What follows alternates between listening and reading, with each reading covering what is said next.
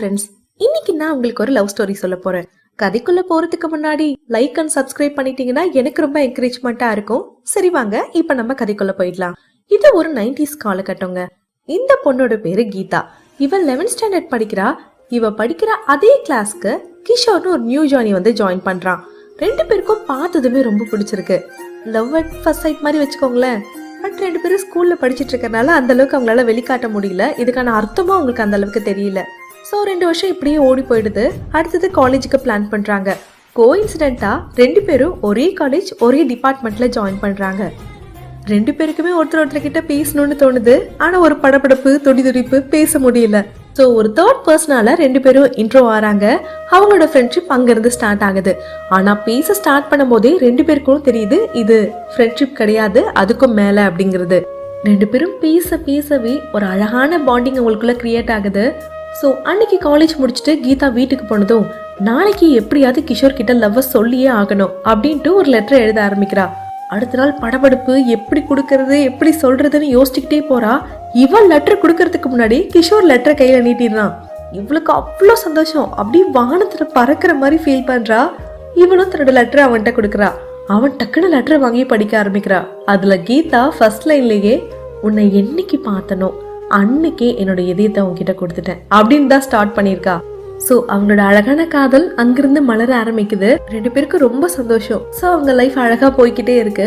இப்படியே காலேஜ் முடியவும் போது கடைசி எக்ஸாமும் முடிச்சிடுறாங்க. சரி ஒரு நாள் வெளியே மீட் பண்ணலாம் அப்படின்ட்டு ரெண்டு பேரும் கோயில்ல உட்காந்து பேசிக்கிட்டு இருக்காங்க.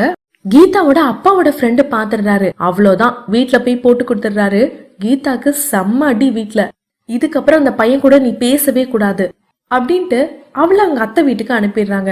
இந்த பக்கம் கிஷோருக்கு என்ன பண்றதே தெரியல. அவன் ஒரு பக்கம் துடிச்சு போயிடுறான். இந்த பக்கம் கீதாவோட அப்பா அவளை எப்படியோ கன்வின்ஸ் பண்ணி பிளாக்மெயில் எல்லாம் பண்ணி அவளுக்கு ஒரு கல்யாணத்தை பண்ணி வச்சிடுறாரு. சோ கீதா வேற வழியே இல்லாம கார்த்திகை கல்யாணம் பண்ணிக்கிறா. அடுத்த நாள் ரிசப்ஷன். கண்ணு முழுக்க சோகத்தோட அப்படி நின்றுட்டு இருக்கா. அப்போ ஒரு கிஃப்ட் வருது, கிவன் பை கிஷோர் அப்படின்னு சொல்லிட்டு. பார்த்ததும் அப்படியே நொறுங்கி போயிடுறா. அந்த கிஃப்ட் பிரிக்கிறதுக்கு அவளுக்கு சுத்தமா மனசே வரல. அதனால அதை எடுத்து ஓரமா வச்சிடுறா. சோ வாழ்க்கை அப்படியே நகர ஆரம்பிக்குது. 96ல ஜான்னு சொல்லுவாங்க இல்லையா, சந்தோஷமா இருக்கனான்னு தெரியல ஆனா நிம்மதியா இருக்கேன் அப்படிங்கிற மாதிரிதான் வாழ்க்கை போக ஆரம்பிக்குது. கார்த்திக் ரொம்ப நல்லவன், ரொம்ப நல்லா பாத்துக்கிறான். சோ கொஞ்சம் கொஞ்சமா கீதா ரியாலிட்டிய புரிஞ்சுக்கிட்டு அந்த வாழ்க்கையை ஏத்துக்கிறா. அவங்களுக்கு ஒரு அழகான ஆண் குழந்தையும் பிறக்குது. கொஞ்ச நாள்லயே கார்த்திக் இறந்து போயிடுறாரு கார் ஆக்சிடென்ட்ல. கீதா தலைமையில ஃபுல் ரெஸ்பான்சிபிலிட்டியும் வந்துடுது. சோ இவன் இனிஷியேட் எடுத்து கார்த்திகோட பிசினஸ இவ பண்ண ஆரம்பிக்கிறா. ஒரு சக்சஸ்ஃபுல்லான லைஃபையும் வாழ ஆரம்பிக்கிறா. இப்படியே வருடங்கள் ஓடி போயிடுது. கீதாவோட பையன் இப்ப ரொம்ப நல்லா வளர்ந்துட்டான். இப்ப அவனுக்கு கல்யாணம். சோ ரிசப்ஷன் நடந்துகிட்டு இருக்கு. இவ்வளவு ரெடி ஆகி போறா. அவனோட பையனை அப்படியே பாசத்தோட பாக்குறா. ஏதோ ஒரு நெருடல் அவளுக்குள்ள. யாரோ கிஷோர்னு கூப்பிடுற மாதிரி சவுண்டு கேக்குது. அதை கேட்டுதான் அப்படியே நொறுங்கி போயிடுறா. அவனுக்கு என்ன ஆச்சு ஏதாச்சுன்னு எதுவுமே நம்ம பாக்கலையே அப்படிங்கிற ஒரு குற்ற உணர்வு அவளுக்குள்ள வருது. அப்போ கிஷோர் கொடுத்த அந்த கிஃப்ட் ஞாபகம் வருது.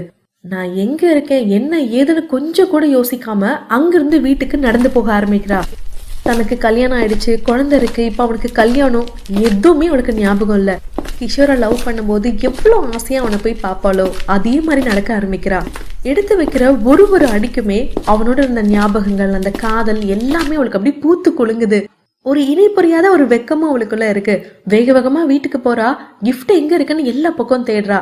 கடைசியா இது யாருக்குமே தெரியக்கூடாது இந்த கிஃப்ட பத்தி அப்படின்னு மரப்பெட்டிக்குள்ள அவன் மறைச்சு வச்சிருந்த அந்த பெட்டிய பாக்குறா.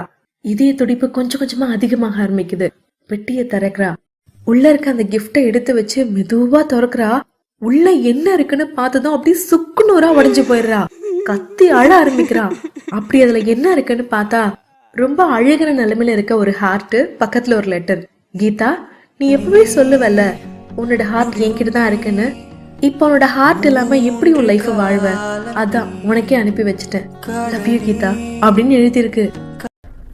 கிரிஞ்சுங்க, கிரிஞ்ச் ஆஃப் தி இயர் உங்களுக்கு அவார்டே தரலாங்க. எவராங்கண்ணே சூப்பர் கிரிஞ்சு. இந்த மாதிரி கிரிஞ்சு நான் பார்த்து வரலாங்க. ஆனா டைம் இல்லை, நான் கிளம்புறேன். கதை எப்படி இருந்தது பிடிச்சிருந்தா கமெண்ட்ல சொல்லுங்க. அடுத்த வீடியோல பார்க்கலாம். Love you guys.